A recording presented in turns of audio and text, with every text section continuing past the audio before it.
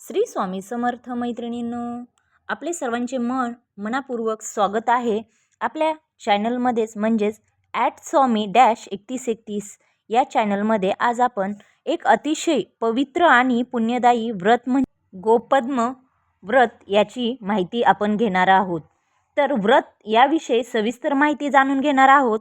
आजच्या व्हिडिओमध्ये जाणून घेणार आहोत की गोपद्म व्रत म्हणजे काय, हे व्रत कधी सुरू करावे, पूजा विधी कसा करावा, कोणते नियम पाळावेत, उद्यापन कधी आणि कसे करावे, मासिक पाळी आल्यास काय करावे, याबद्दलची सर्व माहिती आपण आज आपल्या या व्हिडिओमध्ये पाहणार आहोत। त्या अगोदर आपल्या @स्वामी-3131 या चॅनलला सबस्क्राईब केलं नसेल तर लगेच सबस्क्राईब करा, शेअर करा आणि बेल आयकॉन बटन प्रेस करण्यास विसरू नका। कॉमेंट्समध्ये नक्की लिहा श्री स्वामी समर्थ, श्री स्वामी समर्थ। आता वेळ न घालवता आपण आपल्या व्हिडिओला सुरुवात करणार आहोत। आणि हा व्हिडिओ आहे तो मी कोणाचा कॉपीराईट वगैरे केलेला नाही, हा माझा स्वतःचा आवाज आहे, तुम्ही याच्यामध्ये पाहू शकताय। तर चला तर मग व्हिडिओला सुरुवात करू। गोपद्म व्रत म्हणजे काय, तर हिंदू धर्मात गोमातेचे अत्यंत महत्त्व आहे। गोमाता ही सर्व देवतांची निवासस्थानात मानली जाते। हे गोमातेचे आपण श्रद्धा, सेवा आणि भगवान विष्णू व श्रीकृष्ण यांच्या कृपेची प्रार्थना करणारे व्रत।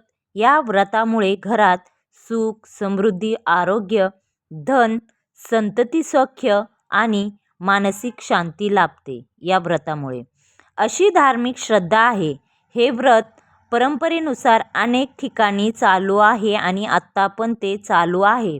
त्याची एक श्रद्धा आहे, मनापासून जर कोणतीही गोष्ट केली तर त्याचे फळ नक्कीच भेटते।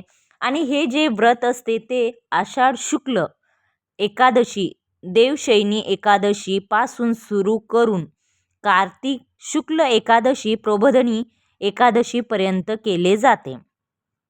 काही भागात स्थानिक परंपरेनुसार तारखा वेगळ्या असू शकतात, परंतु यासाठी आपल्याला काय करायचे आहे, तर या व्रतासाठी आपल्याला सकाळी लवकर उठायचे आहे, स्नान करून स्वच्छ कपडे परिधान करायचे आहेत। ते पण कपडे आपण पिवळे रंगाचे कपडे परिधान करावेत आणि आपले देवघर स्वच्छ करावे आणि श्रीकृष्ण आणि भगवान विष्णू आणि तुळशीची पूजा करावी। आपल्याला पूजेसाठी जे साहित्य लागणार आहे तर हळद, कुंकू, अक्षदा, फुले, तुळशीची पाने आणि तुपाचा दिवा, अगरबत्ती, नैवेद्य, पाणी आणि शक्य असल्यास गोमातेचे फोटो किंवा प्रत्यक्षात जाऊन दर्शन याची पूजा करावी। तर आपण सर्वप्रथम गणपती बाप्पांचे स्मरण करायचे आहेत।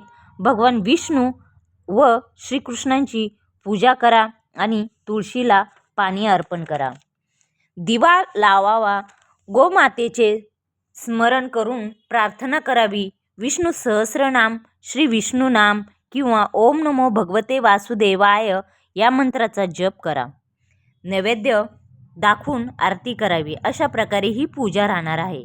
या व्रताचे नियम पाहण्यास गेलो तर बघा, आपल्याला शक्य तितके या व्रतामध्ये आपल्याला सात्विक आहार घ्यायचा आहे, खोटे बोलायचे नाही। आपण कोणते तरी व्रत करतोय, खोटे बोलतोय दुसऱ्यांशी, सात्विक आहार घेत नाही, काहीतरी खातोय, त्याला काहीही अर्थ नाही। आपण उपवास करतोय, एक व्रत करतोय आणि ते खूप पुण्यदायी आपल्याला फळ भेटणारं जर व्रत करत असाल तर आपण सात्विक आहार घ्यायचा आहे, खोटे बोलायचे नाहीत, राग करायचा नाही, दुसऱ्यांची निंदा करायची नाही, वाद घरात टाळायचे आहेत आपल्याला। आणि जास्तीत जास्त कोणत्याही व्रत असो, काही असो, आपल्याकडून आपल्या परीने जेवढं होईल तेवढे दान धर्म करावा, गरजू व्यक्तींना मदत करावी, गोसेवा शक्य असल्यास करावी। याचे उद्यापन हे परंपरेनुसार व्रताचा कालावधी पूर्ण झाल्यावरच कार्तिक शुक्ल एकादशी किंवा द्वादशीच्या सुमारास आपल्या परंपरेनुसार उद्यापन केले जाते। उद्यापन हे कसे करावे, तर विशेष पूजा करावी, म्हणजेच विष्णू लक्ष्मी पूजन करावे, शक्य असल्यास गोपूजन करावे, ब्राह्मण किंवा गरजू व्यक्तींना भोजन व दक्षिणा द्यावी, धान्य, वस्त्र किंवा आपल्या सामर्थ्यानुसार दान करावे. देवाचे आभार मानून व्रताची सांगता करावी.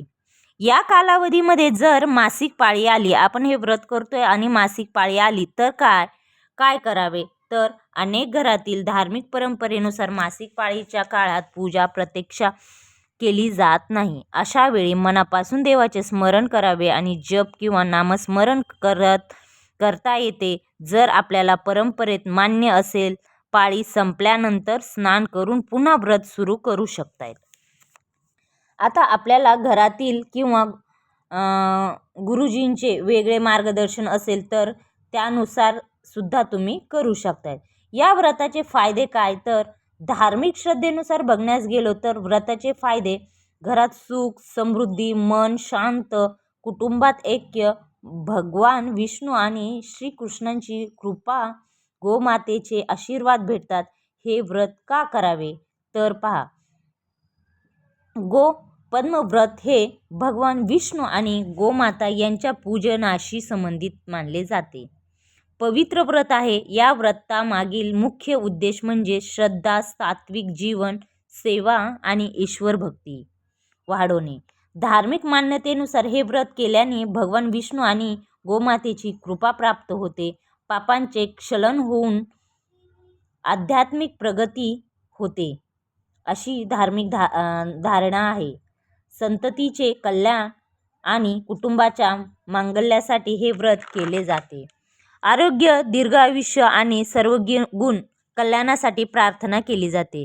चातुर्मासात हे व्रत केल्यास विशेष पुण्य मिळते. हे गोपद्म व्रत हे केवळ इच्छा पूर्ण करण्यासाठी केले जाणारे व्रत नाही, तर हे व्रत आपल्याला गोमातेप्रती कृतज्ञता, भगवान विष्णूवरील श्रद्धा, सात्विक जीवन आणि दानधर्म याचे महत्त्व, धार्मिक श्रद्धेनुसार हे व्रत मन शांती, सुख समृद्धी आणि ईश्वर कृपा मिळवून देणारे आहे.